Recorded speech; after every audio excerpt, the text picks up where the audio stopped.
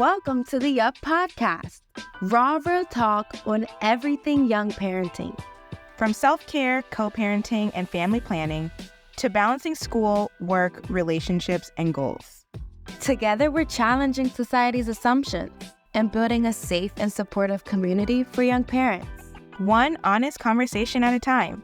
So join us on the journey. Hey guys, welcome back to another Yup podcast on all things young parenting.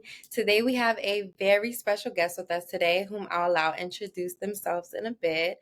But as always, it's Divine. And it's me, Brandy. And like Divine said, we have a super special guest, y'all. We love her so much. Like, she is Yup community, Yup family, all the things. But we have Dr. Aisha Mays, and she is a Bay Area native. She's locally and nationally recognized. She is an adolescent physician leader. She's an author. She's a professor. She's a researcher. And she really has dedicated her work to uplifting youth who are really vulnerable in our society. She has a particular focus on Black girls, Black young mothers, youth impacted by sex trafficking, gender expansive youth. So we are so excited to have her.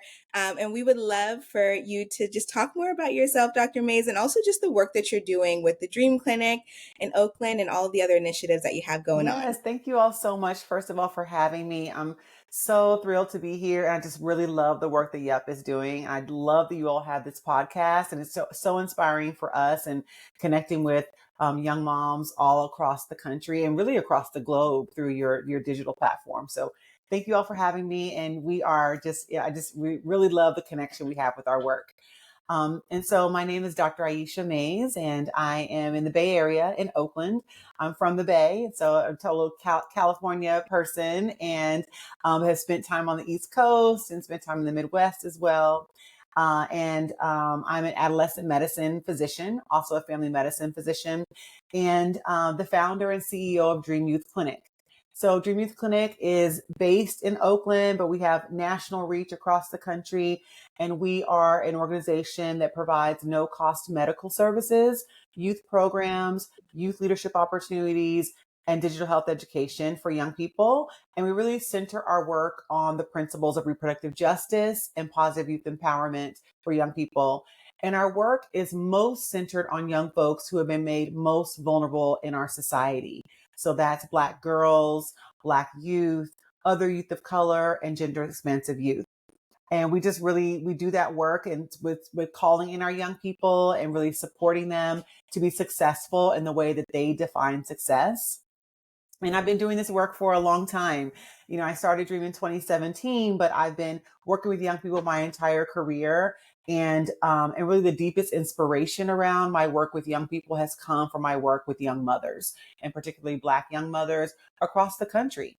You know, the first time that I even thought about working with adolescents as a career in medicine was in working with a young person when I was a medical student in the Midwest who ended up getting pregnant while she was in high school, and during that time was kicked out of her house. And so she came in, lived with me. And during my second year of medical school, she lived with me for a few months. And during that time is when I was really able to see the push out that happens with young people who are pregnant and parenting. Young people who are pregnant and want to continue their pregnancies, the lack of resources, the stigma, the judgment, the looks the young people are given. And that was a real inspiration for me around working with this young person directly, but also working with young people who are pregnant and parenting to really help to reframe this narrative of young motherhood.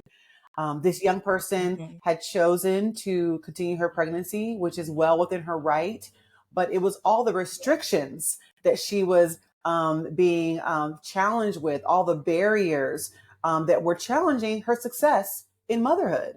And that's something that the story that really needs to be told, and that shift that needs to change. Yeah.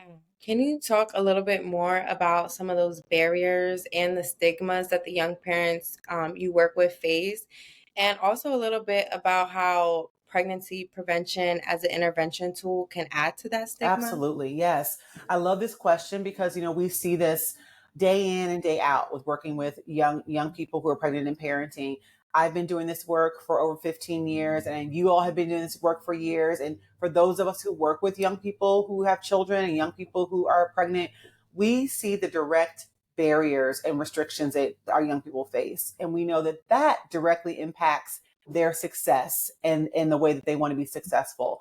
So, we're right here in California, and California is considered one of these liberal, access for all state. And we know that even in a state like California, young people who are pregnant and parenting are being coerced and talked about going to other schools and not be able to stay in their home school because they're pregnant, which we know that national law, Title IX laws, say that young people who are pregnant and parenting can stay in their home school throughout their pregnancy.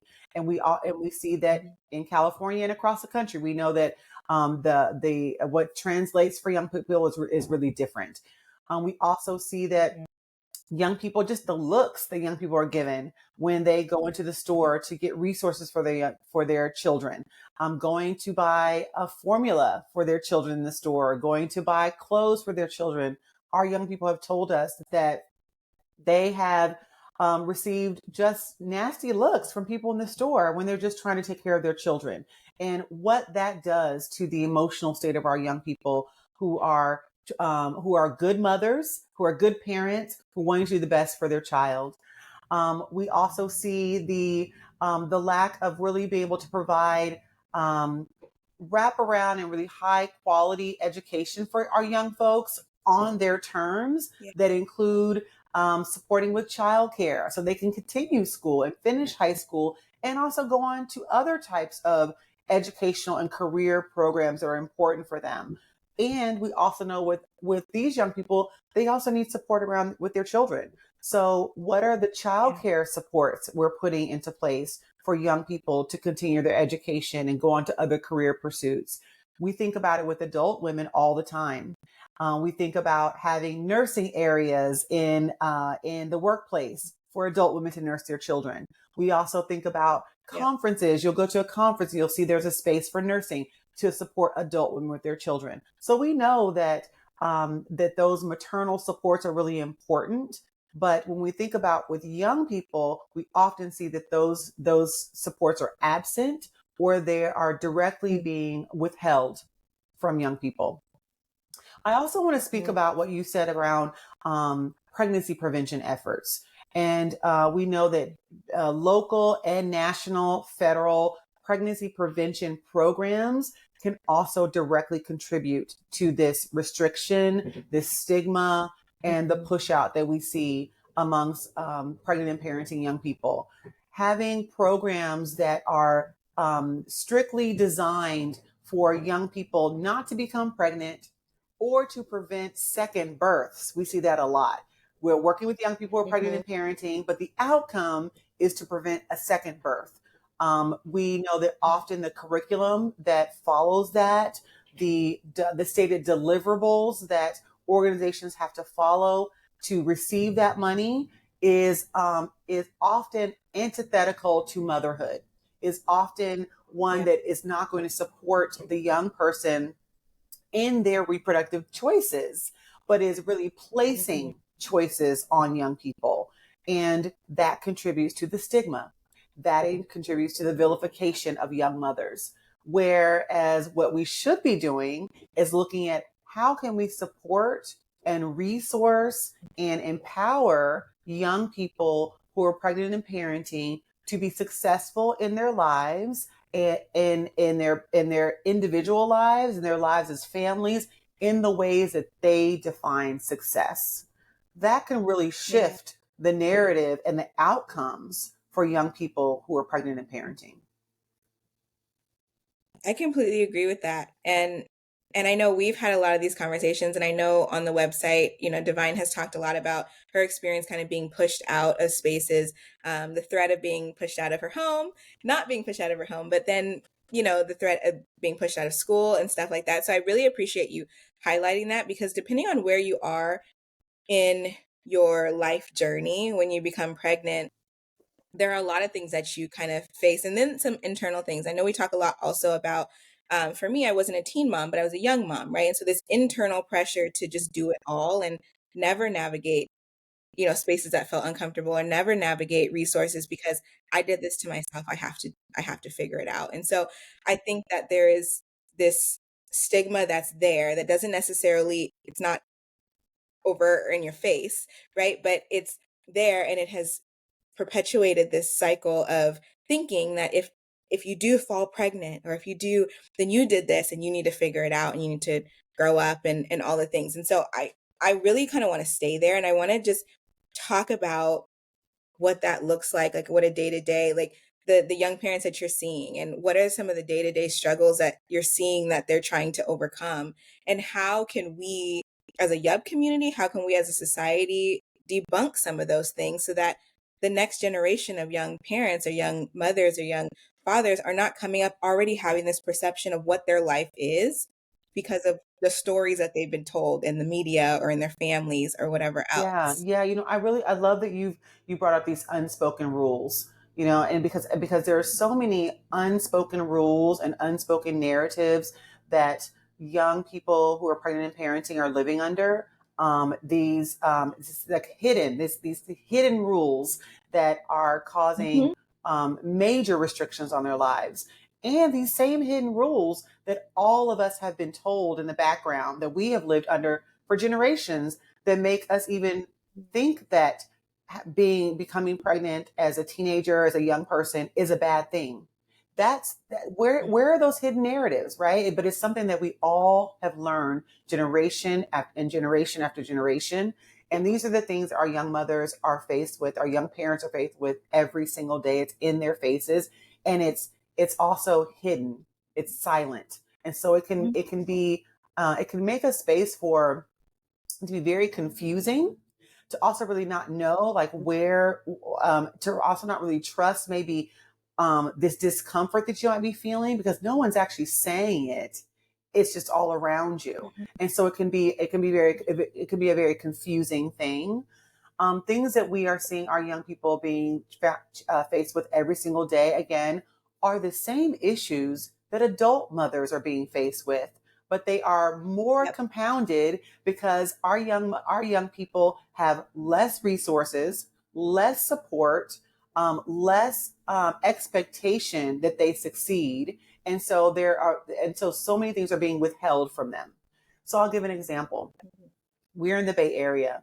Housing is a huge issue. It's a huge issue for most people in the Bay Area. And then for individuals who don't have adequate support and resources, it's even a ballooned issue.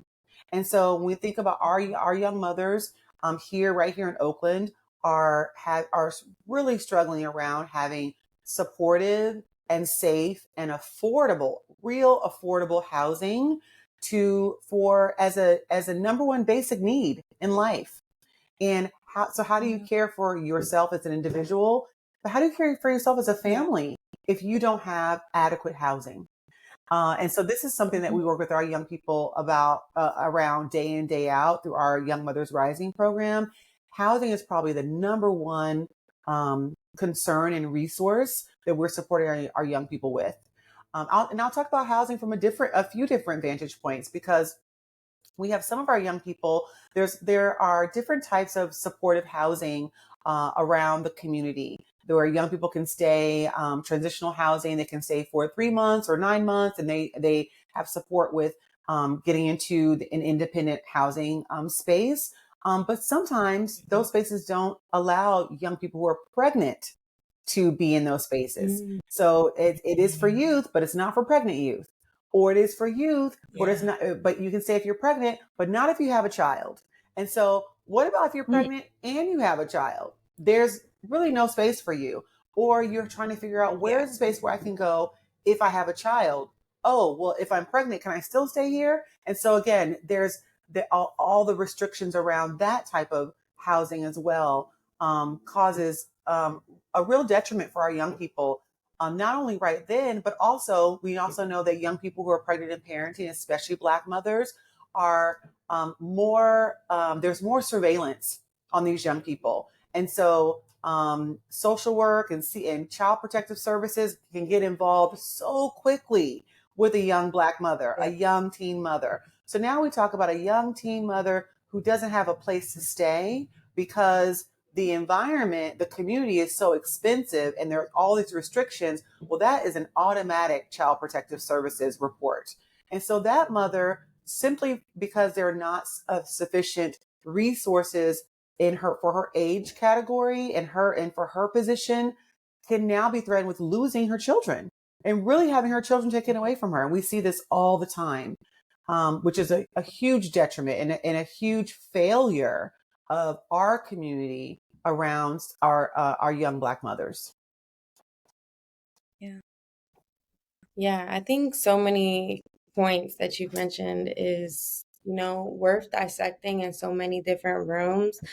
Just even piggybacking, going back with the whole being pushed out of rooms and not having space for us. And that is like what Yup is all about. Just the youth for the youth, parenting youth specifically, and just allowing those voices to be heard so that we can actually humanize and ensure equity in our community. Another thing that you mentioned as well that is just so important is having the right resources and being able to navigate that, where to find them.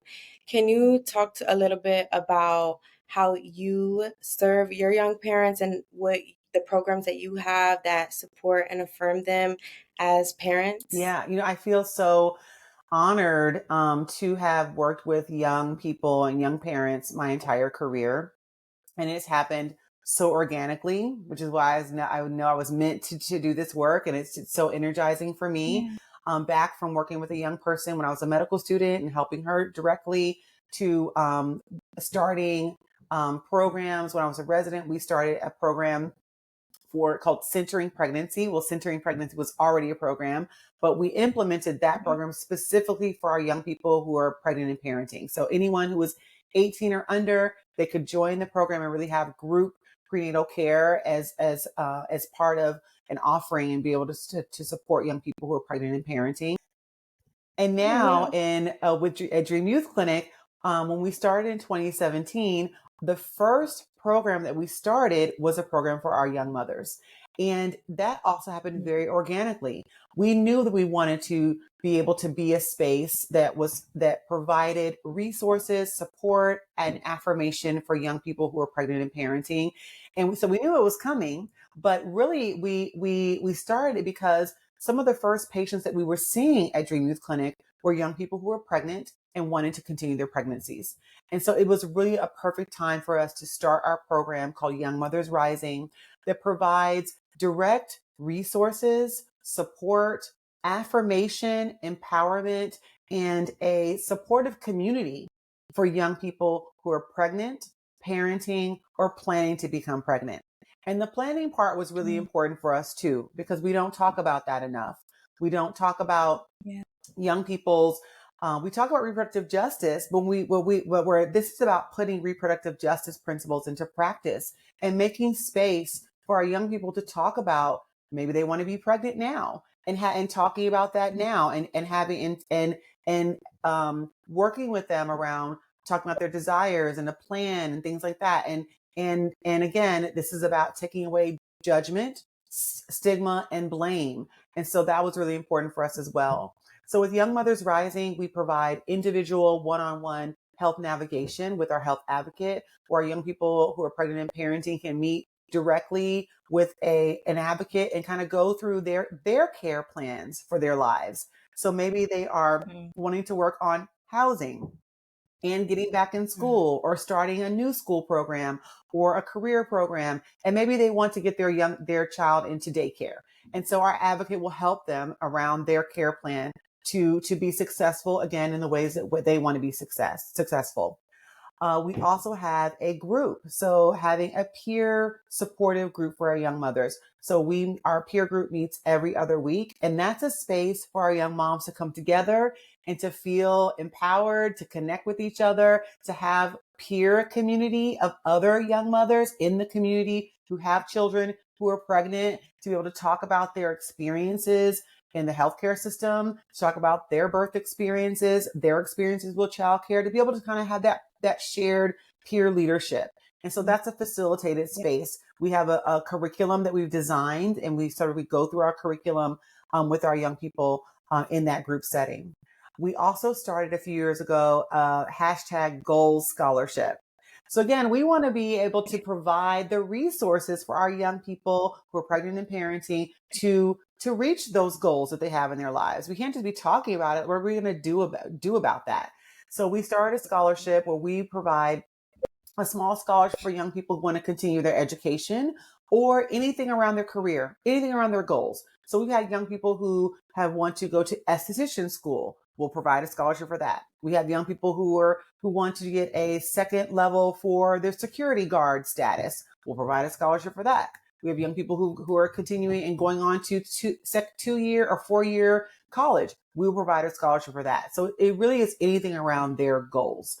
And then the last piece is just having a community fund for our young people. So again, this is about resources, empowerment, support, and community. And we also recognize that young people who are pregnant and parenting often are either having to take jobs that do not pay enough to support themselves and their families, or are in school or in a career program and juggling a job at the same time. And so they need more support to fill in those gaps as they are in their own career trajectories. And so our community fund helps to provide support around those basic needs, like paying some of their electricity bill, paying some of the rent, helping to pay for some of the cell phone bill, the things that those ongoing bills that we know can really rack up, that really causes more stress and scarcity for our young people who are pregnant and parenting and their children. Yeah. There's so many things that I love. I mean, my brain is bouncing all around, right? Because I'm thinking that I love this idea of, and we try and mirror these same things with YEP, right? Where it's like about community, because we know that young parents really want to be in community with one another, and sometimes it's hard to find another young parent, right? Because it's not necessarily in your face. It's not necessarily like one space where you can find them. Goals, we are huge on goals. We love like set goals, set new goals, keep reaching goals. And so all of these things, and then resources obviously too. And I just keep kind of replaying in my mind this idea that, and you've said it a couple of times, but this idea that the challenges that young parents are facing really do mirror the challenges that adult or older parents may be facing. And it just makes me think that this idea that there is this huge divide, right? Like one is better than the other, versus there have been spaces where, I know Divine and I have talked about this before, there have been spaces where we go into our kids' school and we're the youngest person in the room and we don't have our lives figured out, right? We maybe don't have a house or a husband or all the things, right? But like there are parents who do have all of that, who are asking me for advice about their child's behavioral thing or an activity or whatever. And so we bring so much to the table that just merely the age in which we got pregnant or the circumstance in which we got pregnant does not tell the story of the type of parent that we can be and the goals that we can achieve. And so I love that you really emphasize that, because that's really important for people to understand. And that's something that we try and highlight a lot on YEP. These young parents graduating from school and all of these amazing things that they're breaking down the walls of the barriers and the stigmas that they face. That's right. Because we know, right? A house and a husband and a car do not equal success. A house and a husband and a car do not equal happiness. It does not equal health. It does not equal wellness in a family. And those have been the symbols that we've used for who deserves to parent, who deserves to have children, who is doing it the right way. And those are the wrong metrics. And so I love what you're saying, because we could have all those things, all those those material things that look like those are the things that you're successful at. And there could be a lot of turmoil happening in the home. There could be a lot of unanswered questions or need that the child has, that a parent has need around. And we can see on the other side that where we may not see some of those material things that we're considering as the symbol of success, which is false. And we see there's a lot of love happening in the home, that the child is really being cared for, that there are, and that the parents are also receiving the resources that they need. And so I always like to kind of bring to the forefront that all parents need support, and that older adult parents there is this expectation that they receive support, especially mothers. Especially when we talk about the postpartum period so much. We talk about dropping off food to the mom and making sure that there's somebody there with her at night and all those things.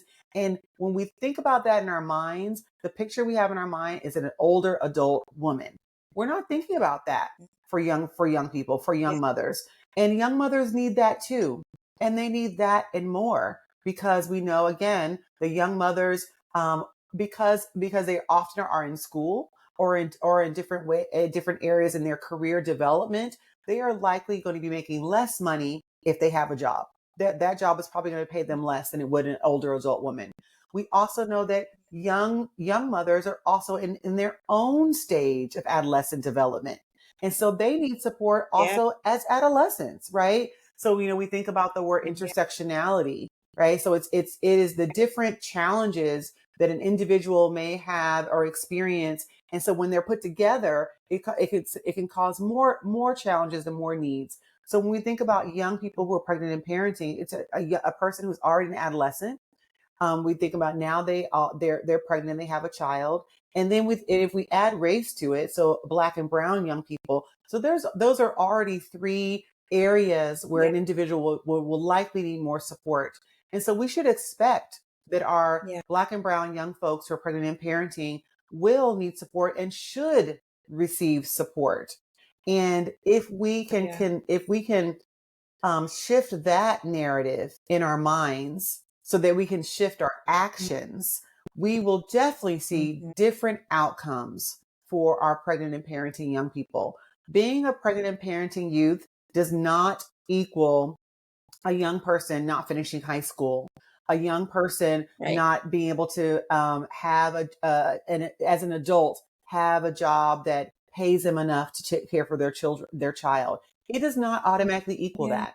It has equaled that because of the restrictions, the blame, the shame, the push out that young people who are pregnant and parenting have experienced across systems, in the educational system, in the healthcare system, in the social system. And so when all of the systems are stacked against you and you're a young person, we should only expect to see the outcomes that we're seeing. And we can do it differently. Absolutely. I love and obsessed with the work you do and the space that you hold for these young parents, but also professionals to reflect on the work you do, because even down to the family planning and those conversations that you have, like you said, it's so hard to find that peer interaction with those shared experiences, because that's taboo in the real world. Like having those conversations, like you're either trying to grow up fast or you're being fast and trying to do other sexual things. And if that may not be the circumstance for that individual. So I just really admire the space that you hold to allow these conversations and really humanize the experiences and barriers that the young parents face, because it's hard. It's hard being a young person and then being a young person responsible for another young person while still figuring out how the world works. I know that was a huge challenge for me.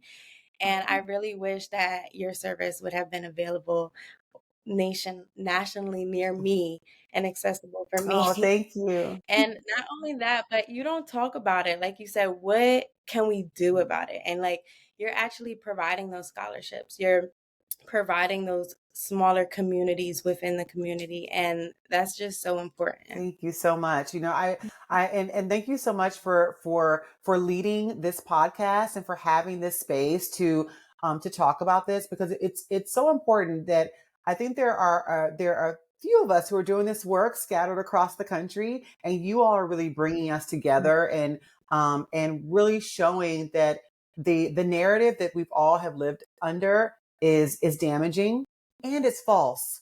Yeah. And so, Yeah. and creating this platform where we can see that these narratives are false, and there's other things that we can do that can actually support young people along their parenting and family journeys. And when we talk about reproductive justice a lot, it's become a jargon term. We talk about it so much across reproductive health, and we know that it is so important to embody reproductive justice principles with all individuals. And so when we think about reproductive justice, which is the right to have children, the right not to have children, the right to parent one's children in healthy and safe communities, and the right to dissociate sex from reproduction. So if we think that reproductive justice principles are important, then they also need to be applied to adolescents. We do a really great job of talking about pregnancy prevention for adolescents, talking about contraception and using birth control and getting tested for sexually transmitted infections. And so if we're having all those conversations, we have to be thinking that young people are engaging in sexual activities. They're learning about themselves as sexual beings. And part of that is supporting young people who become pregnant if they want to stay pregnant. And so that is part of reproductive justice. And so we've been really intentional around our work at Dream that we do work within the reproductive justice framework. And so that means we will have intentional, safe, and empowered space for our young people who are pregnant, parenting, and planning to become pregnant. And we also really think that this should be a model for how we provide adolescent health care across the country, that this should be the standard, not the exception, that we are providing the resources and support. So again, that piece, not just talking about it, but what are we actually doing about it in our healthcare spaces for young people who are pregnant and parenting. Yeah. I appreciate you sharing that. And we talked about this, I know, before, and just about being in the medical space and recognizing that the medical space can do more for young people, for young parents, for people who are deciding to become parents. And I know you also know that my mom is a physician as well, and trying to do this work in the teen parenting space as a former teen mom herself. It's so interesting to me because there's an added layer to this, right? As somebody who has had birth trauma, and I attribute the saving of my life and my daughter's life to having a physician who was my mom's colleague and who was also a Black woman and wasn't going to let all of the traumatic things that were happening in that room dictate our trajectory. To have my mom there to be a voice, to have her colleague be there as that person. I think that there's so much to be said about the role that you play in the lives of the people that you touch. And I would love for you to just talk about the importance of that, the importance of young people or people in general being able to mirror themselves, see themselves in their providers, feel safe. A lot of our young parents have talked about feeling coerced into birth control methods that have created lasting effects or that have created, more harm than good. And it just wasn't the right fit for them at the right time. And so I would love for you to speak to just what those conversations look like and just the importance that the work that you're doing and just who you are as a human being play in these conversations, both in the medical realm and then also in the realm of, the on the ground bootstrap work that you're doing. No, I love that you brought that. I love this question because it's so important. It is really key. And it is something that our young people want. They think that it is one of the most important things to them. our young people, and I'll speak I'll speak toward our pregnant and parenting young people.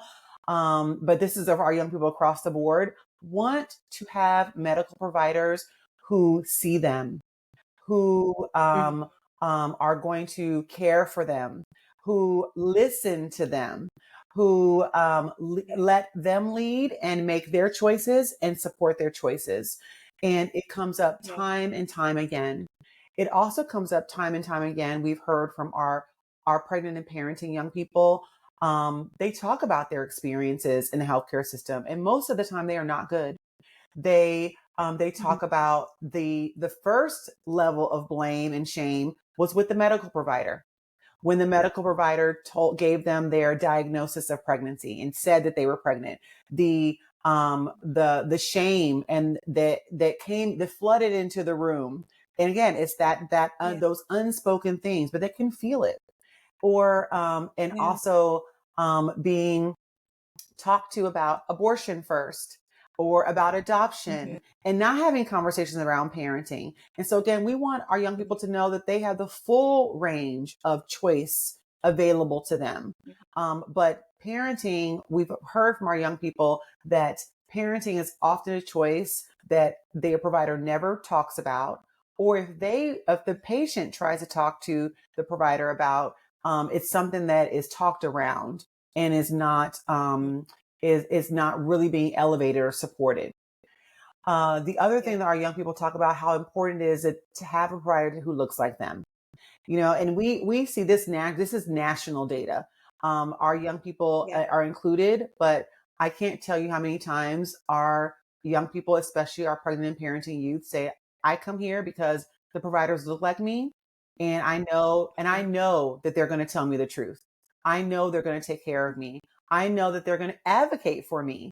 And there have been so many times where we have had to advocate for our young mothers and their children to other healthcare providers in outside of our organization. We've had to make those calls to the emergency room. We've had to talk to the specialists. We've had to advocate that Child Protective Services is not called on our young person if we send them to a specialist, because the child has a need that has nothing to do with their mother's or their father's capacity to care for them. And, going back to the Child Protective Services system, we see again, young people who are pregnant and parenting, who are teenagers or young parents, they have disproportionate rates of the Child Protective Service system kind of coming into the family, and really the surveillance that happens, and more risk of having their children removed from them. And we know that is very real. And so we do a lot of advocacy in that way. So it's really, it's so important for this reframe for the medical community, to recognize that young people who are pregnant and parenting, if a young person who's pregnant or parenting comes into your office, that young person is having to navigate so many barriers and so many restrictions around the success of their parenting, their pregnancy. And it is our duty as medical providers to support that young person and to really be a resource for that young person and to advocate for that young person. The other thing I'll say is also to support and teach that young person. So again, any first-time mother will tell you, again, whether they're an older adult mother or a young mother, it is difficult being a first-time mother. There's some things you don't know to do. And there's some things that you may do, quote unquote, incorrectly, because you're a first-time mother. You're trying to learn from that. You're trying to learn as you go. You're learning your baby as you go. And we know that our young moms who are first-time moms are often penalized for things that they do that may be considered incorrect.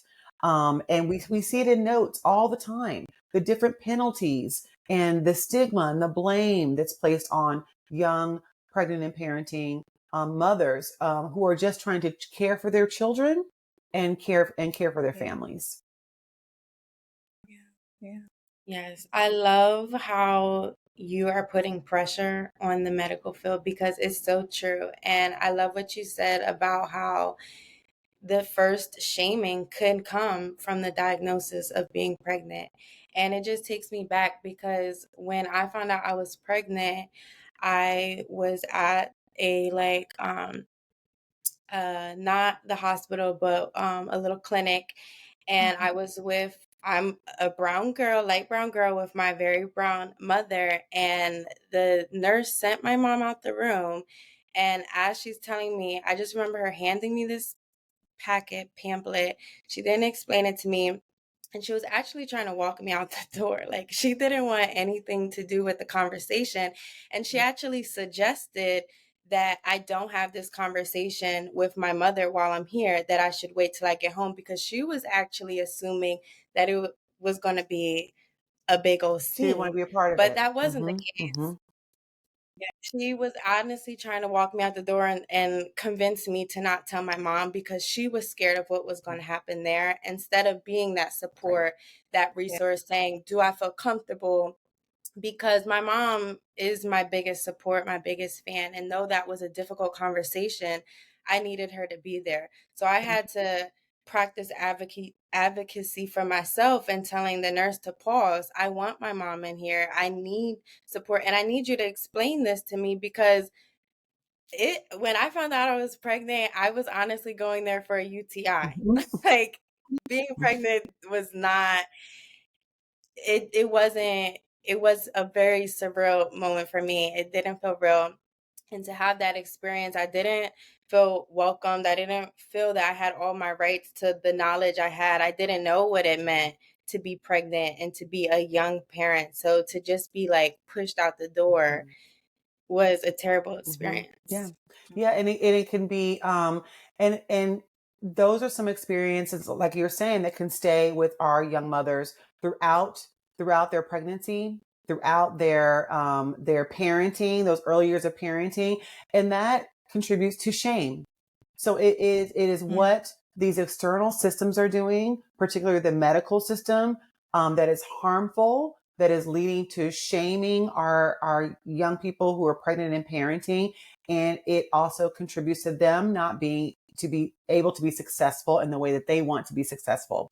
We've had young moms talk about being in the office with a medical provider and being very anxious around their pregnancy, because the medical provider tells them that Black women have higher rates of death in labor, and that their babies have higher rates of death in the newborn phase. And so we've had some of our moms say that they were anxious their entire pregnancy because of that statistic. And so we think about how harmful that is, how harmful it is for a provider to use what we know is direct racism in our medical system that's placed on Black and brown women, that causes those outcomes, as a reason why this young person should maybe not continue with her pregnancy. Right. So that's direct harm that the medical system is placing on young people, and the impact of that. Yeah. As if like the young parent is making a bad decision. It's already that perspective. Exactly. Right. Good luck. You're on your own. Yes. Hopefully you're not the statistic. That's right. So awful. I just want to say I really, really appreciate this conversation. It has been so incredibly rich. I think that we have really opened up a lot of doors, and I hope that we can kind of keep this conversation going, because I think as people start to open their minds and open their understanding to what being a young parent really looks like and all the layers to it, we can have more rich conversations, and we don't have to shy away from them. I know that I have a 13-year-old now, and the amount of conversations I'm having with her, she is probably like, Mom, this is not yep. She always hears yep, yep, yep, yep. I'm like, yes, ma'am. Yes, it is. Like, we're going to talk about it. And so I think that there's so much opportunity to have really rich conversations with young people, really rich conversations with, organizations and community leaders, and have policy conversations and just all of this stuff. But I would love for you to just close us out with any other nugget of wisdom. It could be something exciting you all have coming up with the Dream Youth Clinic. It could be just words of affirmation for our young parents, whatever it is that you would love to leave us with, I know that we can all Oh, benefit from. yes. I thank you all so much for having me. I love this conversation. Anytime I can talk about work supporting and what we can do to support young people who are pregnant and parenting and the work we're doing at Dream. I love it. So I'm down to talk anytime. I really love supporting and working with our young people who are pregnant and parenting. And I will say, we have lots of something that we're thinking about kind of it's our next steps, and we're already starting to do this with Young Mothers Rising, is that we want to continue to make sure that we are elevating our young people's voice in all of our work. And that includes our work, our young mothers work. And so we are working with our young mothers and young parents around their leadership in this space. And what is it that, and we need to be really taking direction directly from our young parents, our young pregnant and parenting mothers, as far as what is needed for young parents in this country, what is needed for them to be, again, successful in the way that they define success, what has not worked, like what we need to leave aside, and then what we need to step into. And so we're really excited about some things we have on the horizon around that. We also are so excited about the expansion of our digital health education work. We are starting a video podcast series that's going to be on a podcast series or YouTube. Our young people are going to have to lead that. It's going to be called Teen Talk, Dream Teen Talk. And it's going to be all about sexual and reproductive health and other health issues and concerns that young people have, things that are coming up in youth community, for young people to talk about that. So really have a space where our young people are learning from each other in the digital space, and also be able to influence and support other young people who kind of tap in that space as well. And the last thing I'll leave is, this is for the medical community. So I hope that there's some medical providers listening to this and watching this, because again, it is really on us to be leaders in shifting this narrative as well.